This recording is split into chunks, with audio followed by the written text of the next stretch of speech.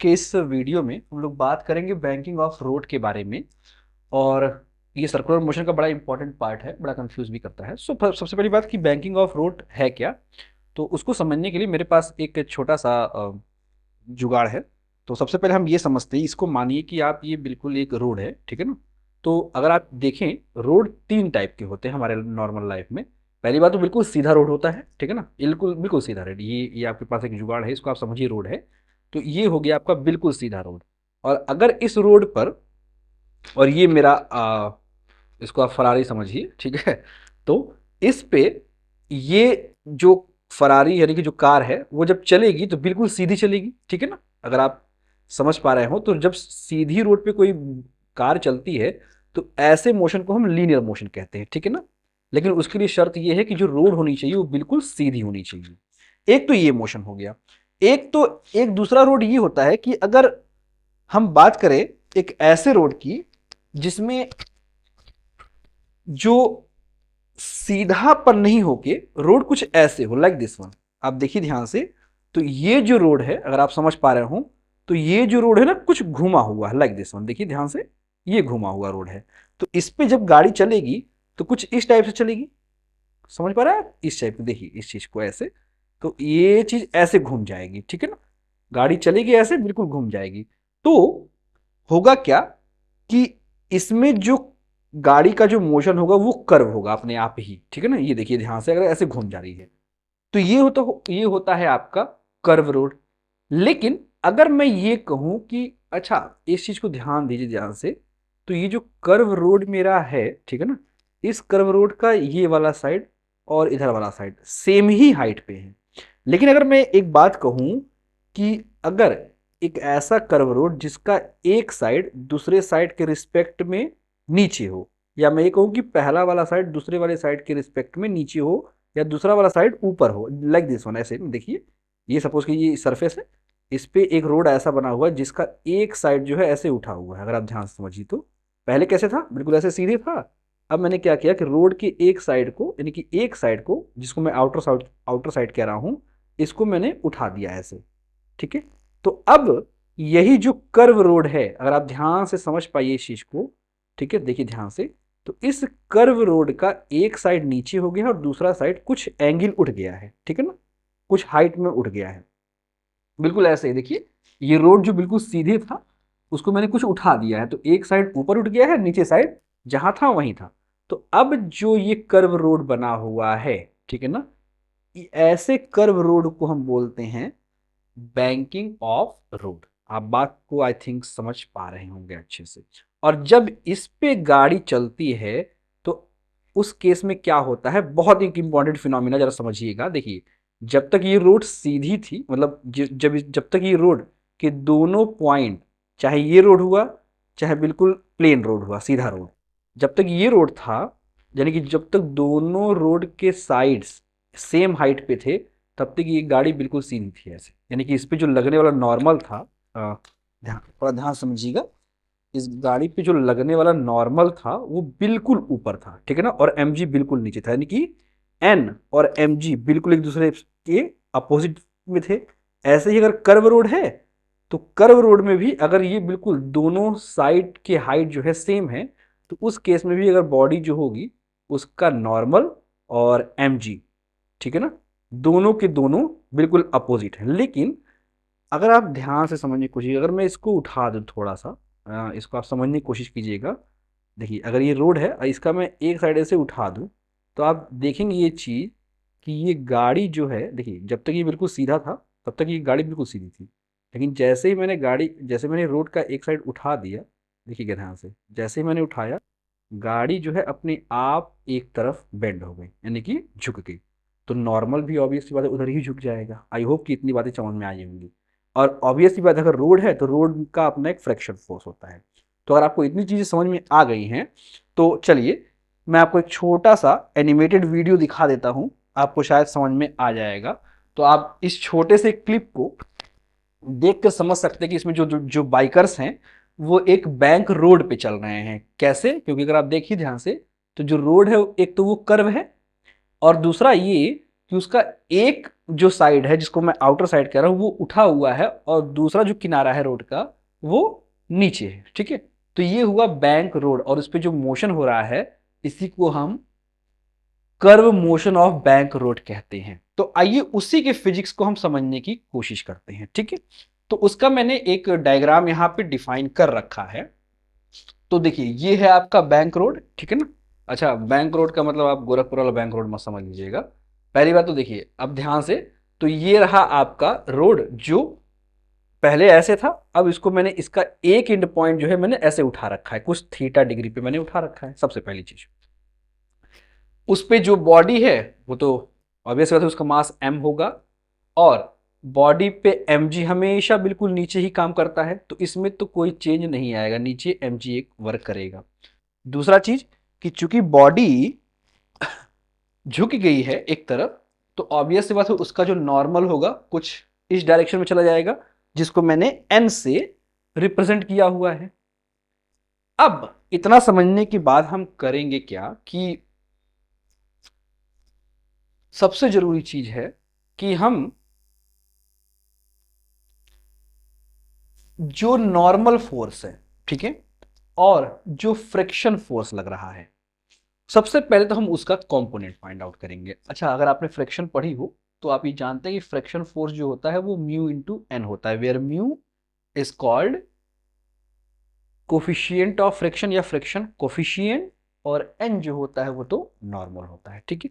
सो आई hope कि आपको इतनी बात समझ में आ रही होगी। तो थोड़ा सा हम इसके फिजिक्स की तरफ चलते हैं। तो सबसे पहली चीज कि जब हम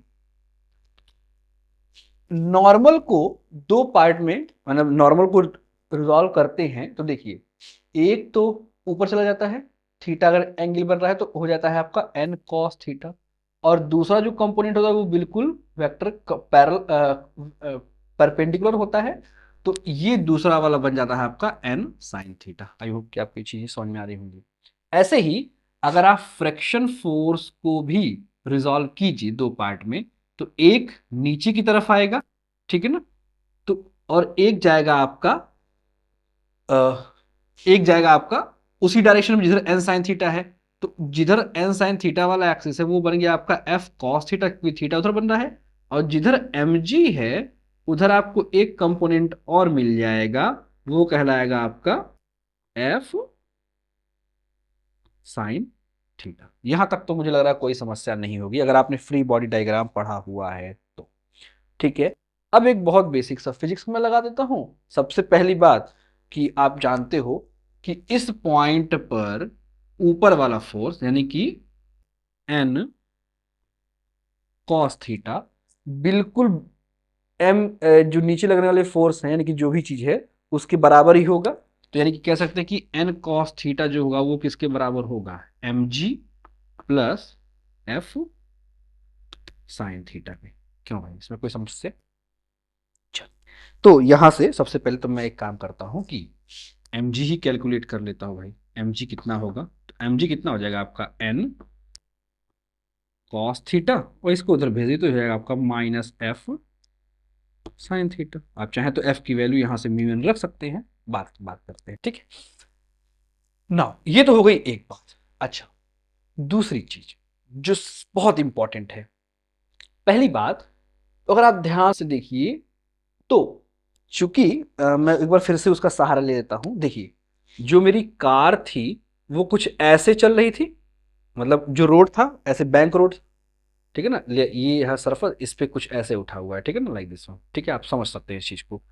तो ये मेरी जो कार है वो ऐसे चल रही है, ठीक है ना। ऑब्वियस बात है ऐसे जब चलेगा तो ये कर्व फॉलो कर रहा है, और ये जो कर्व है छोटा सा, यानी कि कह सकते हैं ये आपका एक कर्वेचर बन रहा है ना, और ये अगर कर्वेचर बना तो ये किसी न किसी सर्कल का पार्ट होगा। आई होप कि आपको बात समझ आ रही होगी।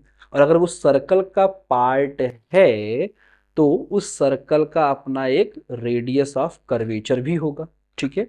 और आपको पिछला पार्ट अगर याद हो जिसमें मैंने रेडियस ऑफ कर्वेचर से रिलेटेड चीजों को बताया था, तो अगर आपको वो अच्छे से याद हो तो मैंने बताया था कि रेडियस ऑफ जिधर रेडियस वाली एक्सिस होती है उसी पे हमको क्या मिलता है, सेंट्रीपिटल फोर्स, ठीक है ना।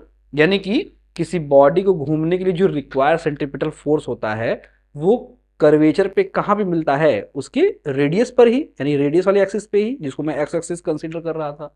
तो आप समझ सकते हैं। अब देखिए ध्यान से, तो उस केस में ये वाला जो फोर्स है, अगर आप देखिए ध्यान से, यहां पे जो जा रहा है ये चीज एक्चुअली में यही तो आपका एक्स एक्सिस की तरफ जा रहा है। समझ सकते हैं ना, ये गाड़ी ऐसे घूम रही है तो इधर जो भी आपका फोर्स होगा वही तो एक्स एक्स यानी कि रेडियस को डिफाइन करेगा, रेडियस ऑफ कर्वेचर पे। यानी कि इधर लगने वाले जितने भी फोर्स होंगे वो क्या होंगे, आपके सेंट्रीपिटल फोर्स होंगे। तो यहां से मैं ये कह सकता हूं कि जो आपका, अच्छा इसको इक्वेशन नंबर मैं 1 कह लेता हूं। तो यहां से मैं कह सकता हूं कि जो आपका सेंट्रीपिटल फोर्स है, सेंट्रीपिटल फोर्स की वैल्यू कितनी होती है, mv² अपॉन आर, वो किसके बराबर है, तो वो हो जाएगा आपका n sine theta plus f cos theta की।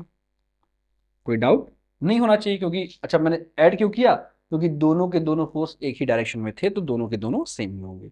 अपोजिट होते तो मैं माइनस कर देता, खैर। तो इसको मैं इक्वेशन नंबर 2 कह लेता हूं। ठीक है, यहां तक तो कोई समस्या नहीं होनी चाहिए। और अगर है तो थोड़ा सा आप वेक्टर पढ़िए, वेक्टर पढ़ना बड़ा जरूरी है, क्योंकि बहुत, एक मैं फैक्ट बताता हूँ, नॉर्मली लोग फिजिक्स में वेक्टर ही नहीं पढ़ते हैं। और अगर आप वेक्टर को बहुत डीप स्टडी नहीं करेंगे, कम से कम एक अच्छे लेवल की, तो यकीन मानिए फिजिक्स में बहुत सी चीज़ें आपको समझ में नहीं आएंगी, वो रटने वाली हो जाएंगी। ठीक है, ओके। सो सबसे पहले मैं एक काम करता हूँ, इक्वेशन 2 को इक्वेशन 1 से डिवाइड कर देता हूँ। So equation 2 divided by equation 1। Okay, so divide करिए, तो ये हो जाएगा आपका now mv² over r divided by what, mg, which is equal to, now ये हो जाएगा आपका n sine theta plus f cos theta which is divided by n cos theta minus f sine theta. चलिए यहां तक की तो बातें हो गई। ओके, सॉल्व करिए इसको, तो आप देखिए यहां से आप m और m कैंसिल आउट हो जाएगा। ठीक है, हम यहां से कह सकते हैं कि बचेगा क्या आपका, देखिए यहां से बचेगा आपका v² over R G which is equal to ये पूरा का पूरा टर्म। तो मैं उसको लिखता नहीं हूं, मैं ये थोड़ा सा फटाक से इसको सॉल्व कर देता हूं। सो इसको मैं ना लिखकर इस पूरे को सॉल्व कर देता हूं यहीं से। तो क्या बचेगा मेरा यहाँ पे भाई, v² अपॉन आर जी। चल, तो यहां तक बात होगी। नाउ अब थोड़ा सा और समझने के लिए, अब इसमें इसको मैं इक्वेशन नंबर 3 कह लेता हूं। ठीक, ठीक है ना। चल, अब मैं करता क्या हूं, बहुत सिंपल सी बात, अगर आप ध्यान दीजिए तो ये सारा का सारा जो टर्म है वो साइन और कॉस से है। ठीक है ना, तो मैं सबसे सिंपल एक काम करता हूं, इन सब में साइन से या कॉस से डिवाइड कर देता हूं। तो अगर मैं इस पूरे इक्वेशन में n cos थीटा से डिवाइड कर दूं, जरा देखिए क्या मिलता है। सो डिवाइडिंग बाई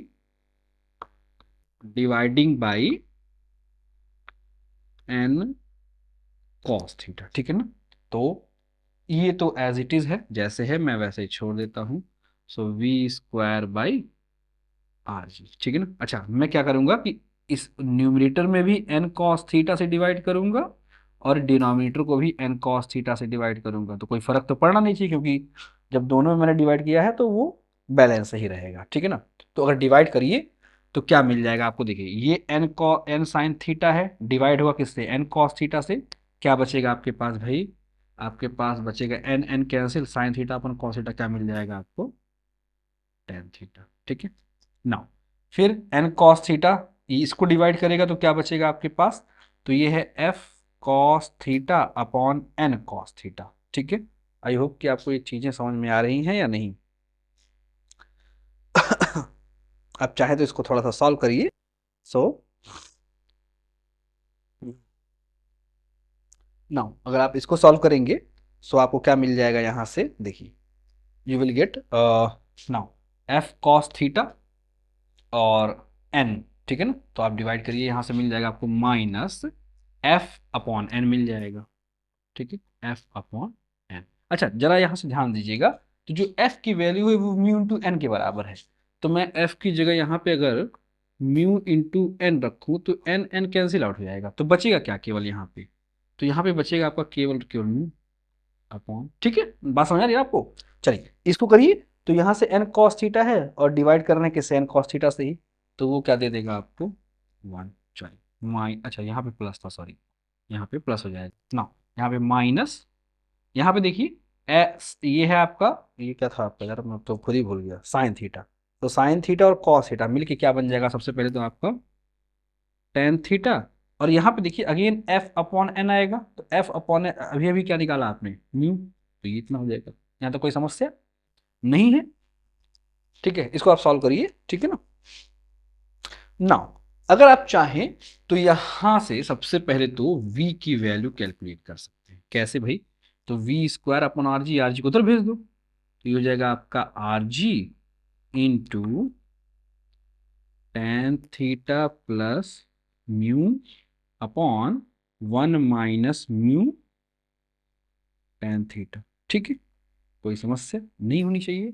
और चूंकि यहाँ पे वी स्क्वायर की वैल्यू इतनी थी, तो वी की वैल्यू कितनी हो जाएगी, ये पूरा का पूरा किस में चला जाएगा आपका अंडर, ठीक है ना। तो ये आपका आ गया कि वेलोसिटी कितनी होगी, ठीक है, ये छोटी सी बात आपको समझ में आनी चाहिए थी। अच्छा क्या होता कि अब देखिए यहाँ पे दो केसेस हैं, ये थीटा क्या है आपका, देखिए ध्यान समझिएगा, तो ये जो आपका थीटा है, ये क्या बता रहा है कि जो रोड था, जो मुड़ा हुआ रोड था, उसको मैंने कुछ उठा दिया है, बात समझ आ रही है, यही तो थीटा है।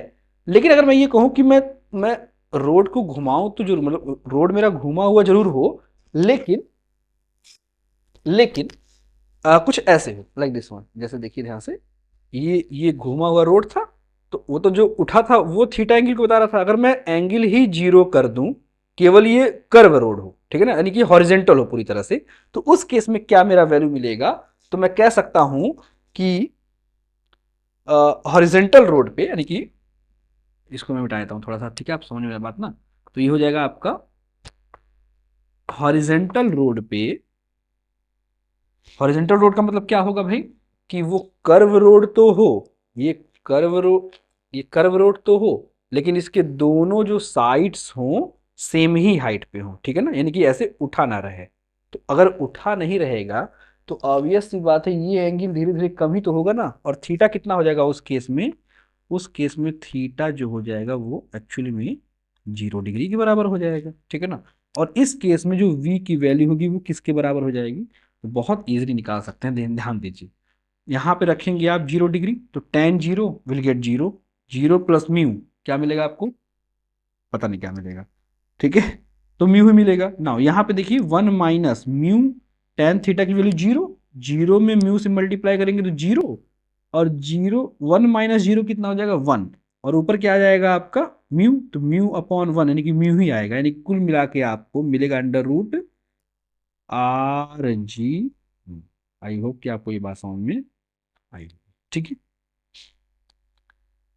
याद करिए कि आप एक केस पढ़े होंगे शायद पिछले लेक्चर में, जब आपके पास एक फॉर्मूला आया था वी निकालने का, मोड पर ही एक एस सर्कुलर मोशन पे ही, जब आप वर्टिकल मोशन पढ़ रहे थे, याद आ रहा है आपको, ऊपर से नीचे जा रही थी, ठीक है ना। तो एक्चुअली में उसमें अगर आप ध्यान दीजिए तो ये आया था अंडर रूट आर जी, ठीक है ना, यानी म्यू क्या था आपका फ्रिक्शन कोफिशिएंट है। अब चूंकि हवा है, तो हवा में जो कोफिशिएंट ऑफ फ्रिक्शन होता है वो लगभग निग्लिजिबल है, या मैं वैक्यूम कह दूं, तो वैक्यूम में क्या होगा कि जो फ्रिक्शन है वो तो नहीं होगा ना, जीरो होगा या लगभग वन होगा, जो भी होगा आपका, ठीक है ना। तो उस केस में यहाँ पे म्यू की वैल्यू कितनी हो जाएगी आपकी 1 के बराबर, तो वो पुराना वाला ही इक्वेशन निकल के चला आएगा। खैर मैं यहाँ पे बात करता हूँ। अच्छा अगर हम मैक्सिमम, देखिए ये तो केस उसका हो गया ना, लेकिन हम तो बात कर रहे थे उस बैंक रोड की, ठीक है ना, मतलब जिसमें थीटा एंगल हो। अब अगर थीटा एंगल होगा तो आप बड़ा कॉमन सेंस से सोच के बताइए कि अगर थीटा एंगल होगा, तो थीटा अगर एंगल है तो टेन की वैल्यू कभी जीरो तो हो नहीं सकती, जीरो से ज्यादा ही होगी, ठीक है ना। तो उस केस में अगर मैं ये कहूं कि मैक्सिमम वेलोसिटी कितनी हो सकती है भाई, तो एक बात जरा कॉमन सेंस से सोच के देखिए, आर क्या होगा, उस बनने वाले कर्वेचर का रेडियस होगा, चेंज नहीं हो सकता। Okay. G acceleration due to constant है, चेंज नहीं हो सकता। टेन थीटा जो है वो रोड का एक एंगल पे क्या है, उठा हुआ एंगल है, वो भी चेंज नहीं होगा क्योंकि रोड अगर बन गया एक बार तो रोड बन गया जितने एंगल पे बना होना था। ये इतना चीज चेंज नहीं हो सकता, तो हम क्या चेंज कर सकते हैं, क्या कम और ज्यादा हो सकता है। तो कम और ज्यादा सिर्फ एक ही चीज हो सकता है और वो ये है कि जो रोड हम बना रहे हैं उसमें फ्रैक्शन सबसे कम है। बात आप समझ रहे हैं मेरी, यानी म्यू यानी कि फ्रैक्शन कोफिशिएंट की वैल्यू जब सबसे कम हो, यानी हम म्यू की वैल्यू क्या लिख सकते हैं, 0 के बराबर। ठीक है ना, तो उस केस में म्यू जो मिल जाएगा मुझे, इसको अचीव करने के लिए मेरा म्यू कितना होना चाहिए, 0 के बराबर। समझ रहे हैं, तो उस केस में कितना वैल्यू मिल जाएगा आपको, देखिए तो ये कितना हो जाएगा आपका, तो ये तो आर जी है ही ना, यहां से आप म्यू की वैल्यू 0, तो मिल जाएगा आपको टेन थीटा अपॉन, ये चीज देखिए म्यू इंटू टेन थीटा है तो 0 है, तो 0 इंटू टेन थीटा 0, अपॉन बचेगा क्या आपके पास, 1 - 0, यानी कि 1 - 0 का मतलब 1, और डिवाइड करेंगे म्यू टेन थीटा को तो आएगा आपका इतना ही। ठीक ना, इस केस में भी देखिए, सो अगर आप इसको फर्दर सॉल्व कीजिए तो आपको क्या मिल जाएगा, v मैक्स कितना मिल जाएगा, under root R G tan theta. I hope कि आपको ये बात समझ में आ रही होगी। मैं आपको छोटा सा हिंट देता हूं, अगर थीटा की मतलब टेन थीटा की वैल्यू मुझे 1 लानी हो तो आप जरा कॉमन सेंस से सोच के बताइएगा कि भाई एंगल कितना होगा। ठीक है, सो ट्राई करिएगा। तो ये रहा आपका एक छोटा सा पोर्शन बैंकिंग ऑफ रोड के बारे में, और लगभग लगभग आपका ये पार्ट खत्म होता। हाँ, एक छोटा सा बात और रह जाता है कि अगर आप चाहें तो इस पार्ट से आप एंगल निकाल सकते हैं। तो बहुत सिंपल सी बात है, इसमें कोई बहुत बड़ा रॉकेट साइंस तो है नहीं। तो हम कर क्या सकते हैं यहाँ से, ओके जस्ट सिंपली इसको माइनस कर दीजिए, यहाँ से मिल जाएगा आपको what you will get, so square करिए तो ये मिल जाएगा आपको V square upon R G is equal to tan theta, या यहां से आप कह सकते हैं कि थीटा इज इक्वल टू कितना होगा आपका, tan inverse V square by R G. ठीक है, तो ये इतनी चीजें आप, बाकी तो ये है सर्कुलर, देखिए बाकी तो अल्टीमेटली ये क्या बन रहा है, एक तरह का सर्कुलर मोशन। तो और सर्कुलर मोशन कैसा, हॉरिजेंटल सर्कुलर मोशन, यानी कि इस टाइप का सर्कुलर मोशन। तो बाकी सारी जितनी भी फिजिक्स इसमें अप्लाई होगी वो वही होगी जो आपने प्रीवियस पार्ट में पढ़ रखा है। मेरा रिक्वेस्ट है कि ये 6 पार्ट आप देख लीजिए। मुझे उम्मीद है कि अच्छे से आपका सर्कुलर मोशन मतलब कवर अप हो जाएगा। ठीक है, सो थैंक यू।